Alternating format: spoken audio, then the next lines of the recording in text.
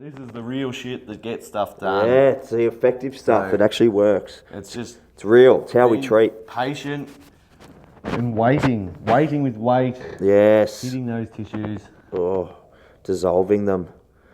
Sink back out of there. We might just see how that leg's feeling through there now, getting a bit of a relax there, Das. So feels clean going that way. Yeah. Clean going that way. Hey guys, Jason Das here. Today we're doing piriformis and the deep external rotators within the glute. So we've got our upper glute fibers that we've treated before. So our glute max, glute medius, glute minimus. But today we're focusing on piriformis. So if you come in close, Larry, so you can see piriformis here, and then deeper to that and further down around this part of your glute. You've got your superior gemellus, hopefully I can get all these names right, obturator internus, inferior gemellus, obturator externus, and quadratus femoris. Basically, there's a fuckload of bloody muscles in our glute. There's a lot of muscles down in this glute, more than just your glute. So people think, oh, I've just got a bum, and some people don't even know that there's muscles in your bum. So yes, there are muscles Just in floating your bum. tissue, mate. That's it. So we're going to start down here, where that sort of, those deep external rotators start. And so this is if you're getting sort of that pinching pain at the back of your glute and your hip. So maybe come back around, Leah, so you can see where we're pinning there. So we've got our hamstring tendon, and that's that glute fold. We're just going to go above that and pin up there. Ooh. All right, so this is right in those deep external rotators where they come and attach over into that greater trochanter there. So we're not doing a lot of moving strokes with this treatment here. It's just going to be a lot of pinning and holding, and then we might go through some active and passive range of motion, because when we're actually fixing pain and treating people with pain, we want to just pin those tissues and hold them and wait for them to melt. When we're moving, that's sort of more encouraging a lot of blood flow, and that's what we want to do if there's tightness in the area. But when there's pain, you just need to hold and be patient and wait. Especially in these areas, these tissues can be quite taut and bound up, and you can sort of flick over them if you try and move too quickly. So we're just going to pin and hold and slowly explore some different angles. You can see I'm just rotating there, just pivoting and holding. Hello, Patreonos! Check out our latest Patreon releases. He's there. Come on, show your legs. It's my turn! Right, I'm done. Patrono pole dancing for you. I'm going. Alright, grab them! To join, click the link in the description. And just pinning in that area. So we're not doing a lot of movement, as you can see. But under my elbow, there's so much going on. Yeah, I'm just trying to relax, man. It's really Yeah, good. it's pretty good. full on this treatment. You get a fair bit of pain in this area. So yeah, people that are struggling to do a hip hinge or something like that, or as you're hinging your hips back that way, you might feel that sort of pinching deep in your glute. So that can be these deep external rotators where you're not actually opening up through the back of the pelvis. So we've done a lot of videos in the gym on hip hinging and that sort of thing. So if you're not sure if you're doing a hip hinge right, go and have a look at those. Fuck. Because a lot of the time people's glutes can be tight, but they can be short, tight and weak, because you think sitting, those glutes are always in a shortened state, where when we go through a full range hip hinge, you can actually encourage those tissues to lengthen and open up at the back here. And then we can actually compress and contract when you're clenching and coming back through that hip hinge range. So I'll just come out of that and just give you a bit of an idea of what that looks like. So when we're hip hinging here, we want to push our hips back so these glute tissues open up and expand, and you can really get those deep external rotators to open up and actually encourage some internal rotation in the hips once you open those tissues up. And then as you're coming up, you can contract and shorten and clench those glutes and create activation that way. But creating length through these glutes is super important as well. Yeah, so I guess what you're saying, if you're limited, if you're feeling stuck or blocked or finding it hard to hip hinge, it might not be a brain thing where you're struggling to get the technique. It actually might just be a block in your muscle. Yeah, it might be blocking the muscle. Yeah, these deep external rotators that we're pinning now. You can see Das is having a bit of curry in there. Oh, it's good. You can see a bit of a flick there. Yeah. Wonder what one you're on. Obturatus externus. I reckon with the lower ones, piriformis is up a bit higher. Yeah. But yeah, I've really been finding a lot with my clients recently. This lower glute, there's so much going on in there. Fucking good. Yeah, and so many people are tight and just restricted through this area. And I think it is because those glutes don't get taken through that range. What we can actually do is I can flip my elbow around and then pin, and then we can start to create some internal and external rotations. So we're going to slowly bring Darcy's knee, just bend it up there. I'm just going to make sure he's relaxed so we can do some passive range of motion here. So I'm still pinning those tissues. Hopefully you got a good angle there, Leo, and then we're just going to slowly start to take that hip through range there, and then coming back through. So rather than me trying to move and potentially flick over those tissues, I can hold the leg and just pin that one spot still, but take those muscles through a range. And Darcy's able to relax, and I'm creating that movement so the muscle's not tensing up under me, where if I was getting Darcy to actively move, those muscles would tense up and maybe kick me out. Where when we're doing passive range, those muscles can stay relaxed. That can be difficult for some people to fully relax and allow themselves to be moved passively. But yeah, ideally that's what we can do there. We can pin and move through, and I can feel there starting to get a tight spot. So just going to hold in that point and just work that end range so we can feel that's where it's limited. Oh, yeah. And then we can move through. Oh, and there's another little block there. Yeah, it just feels so good, just you controlling it and moving it. Feels like I'm gaining more range through my hip. Oh, I'm keen, I'm excited to. Excited to explore your range.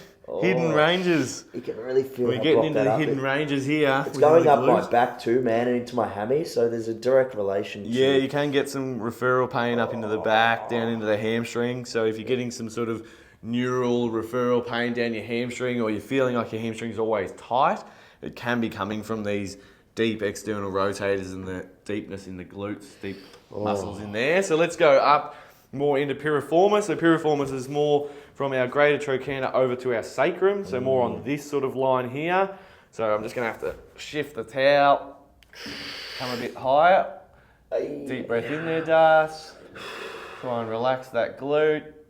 And now we're more into piriformis in there. Oh, yeah. Oh, yeah. Oh. So I'm right against that greater trochanter, which is the bone at the outside of your hip here. So we're pinning that where that piriformis tendon comes across.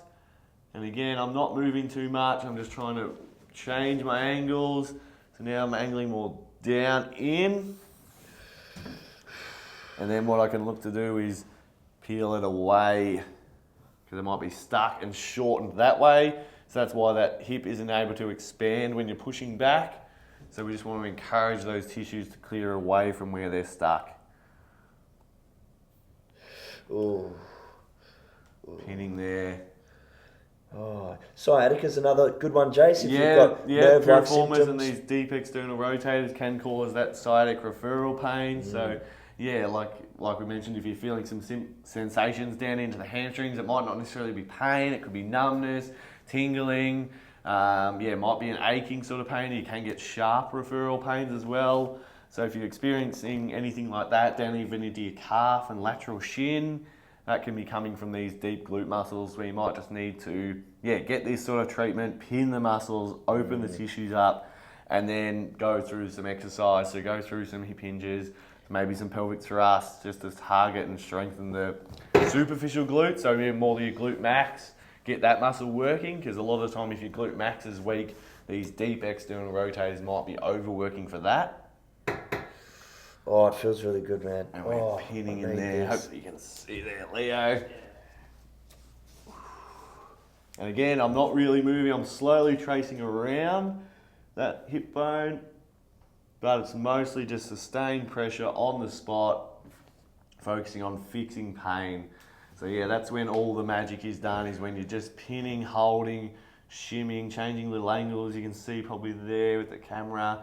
I'm just pivoting my elbow, and I'm always trying to crowbar away from that hip where everything's really stuck. Oh, it's good. Yeah, I just felt that let go. Yeah. It's a great sensation.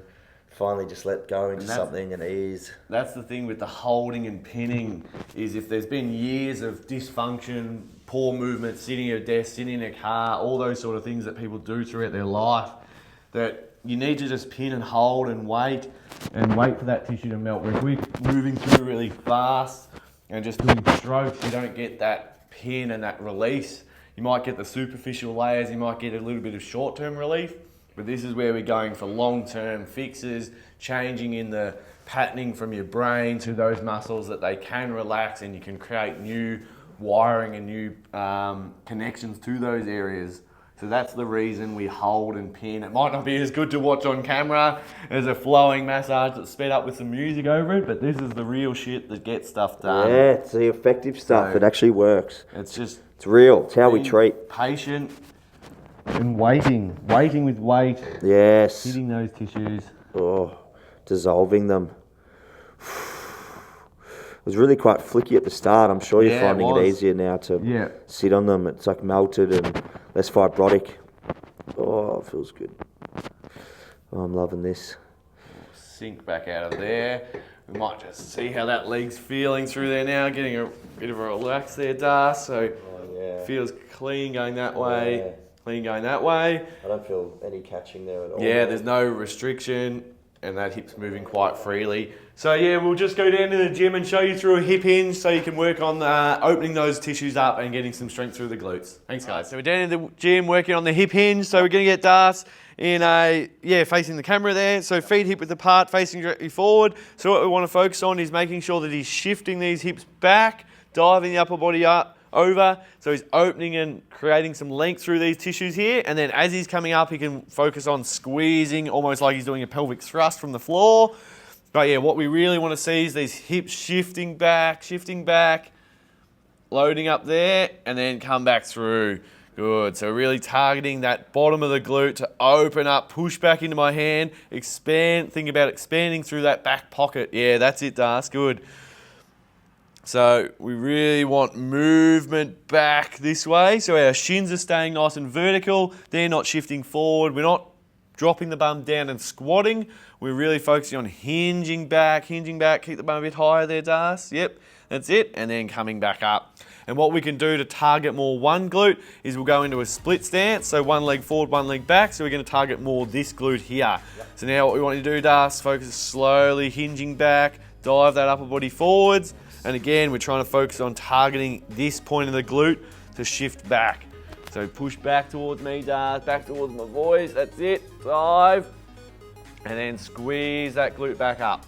Good. So you should really start to feel this glute burning. Dive, hold there. You can even just practice holding at this point here. We were opening, creating length through that tissue if you've been someone that's struggling there. And you can even just do a couple of half reps. So don't come all the way up. Yep. And then back down and just practice opening up through this glute. Push back into my hand, Das. Push back. That's it. And then come all the way back up. Good. So you're starting to feel some activation through there. Yeah, you should start to feel some fatigue, but you're creating some length through that glute. So there it is, guys. Treatment for piriformis and those deep external rotators, and some hip hinging and split stance hip hinge to open up those tissues and create some strength through the glute. Thanks, guys. See you next time. Die.